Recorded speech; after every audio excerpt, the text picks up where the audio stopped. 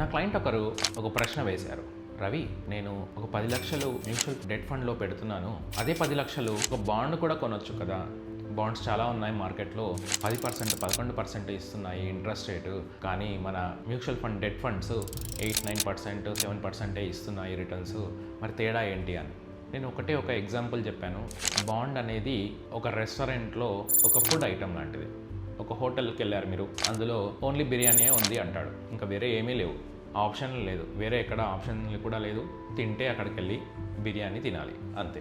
Mutual fund అంటే మీరు ఒక హోటల్కి వెళ్ళారు, అక్కడ బఫే పెట్టారు, చాలా ఐటమ్స్ ఉన్నాయి, ఒక 100కి పైన ఐటమ్స్ ఉన్నాయి. దాంట్లో ఒక 2, 3, 4, 5 నచ్చకపోయినా మీకు మిగతా వాటితో మీ కడుపు నింపుకోవచ్చు, మీ ఆకలి తీరిపోతుంది. కానీ ఇందాక చెప్పిన హోటల్లో ఒక బిర్యానీ మాత్రమే ఉంటే ఆ బిర్యానీ నచ్చకపోతే మీరు ఆకలితో మళ్ళీ బయటికి వెళ్ళాల్సి వస్తుంది. ఇదే డిఫరెన్స్. ఒక బాండ్ అంటే ఒక పర్టికులర్ కంపెనీకి సంబంధించింది. 10 లక్షలు మీరు పెడితే అది ఒక కంపెనీలో ఉంటుంది. ఆ కంపెనీకి ఏమైనా అయితే మీ 10 లక్షలు రిస్క్లో ఉన్నట్టే.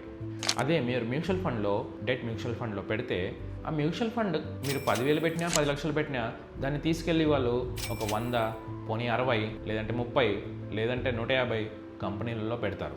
మీ డబ్బులు ఒక కంపెనీకి మేబీ ఒక 2-3% మాత్రమే రిస్క్ ఉంటుంది. అంటే ఒక కంపెనీ ఏదైనా దివాలా తీస్తే మీ రిస్క్ 2-3% మాత్రమే, 100% కాదు. 97%, 98% ఇంకా మీ డబ్బు సేఫ్గా ఉంది. ఇదే తేడా. ఎక్కడైనా పర్టికులర్గా బాండ్స్ ఇస్తాము, మా దగ్గర పెట్టండి, మేము ఇంట్రెస్ట్ ఇస్తాము, ఎక్కువగా ఇస్తాము, 12% ఇస్తాము, 14% ఇస్తాము అంటే ఊరికే ఎవరో ఇవ్వలేరు. దాంట్లో చాలా ఎక్కువ రిస్క్ ఉంటుంది. ఆ రిస్క్ను మీరు తీసుకోగలరా అని ఆలోచించండి. ఒకరోజు వస్తాయి డబ్బులు, 6 నెలలు ఇస్తారు, సంవత్సరం ఇస్తారు, దాని తర్వాత మొత్తానికి షాప్ క్లోజ్ చేస్తారు. అప్పుడు మొత్తం మీ డబ్బు పోయినా, మీ ఇంట్రెస్ట్ పోయినట్టే, మీ డబ్బు పోయినట్టే. అదే మ్యూచువల్ ఫండ్, డెట్ ఫండ్లో ఒక కంపెనీ దివాలా తీసినా మీ రిస్క్ అనేది 2-3% ఉంటుంది.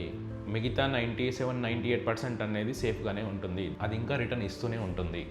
ఇదే ఒక బాండ్కి, డెట్ మ్యూచువల్ ఫండ్కి తేడా. మీకు ఇందులో ఏమైనా ప్రశ్నలు ఉంటే కామెంట్ చేయండి.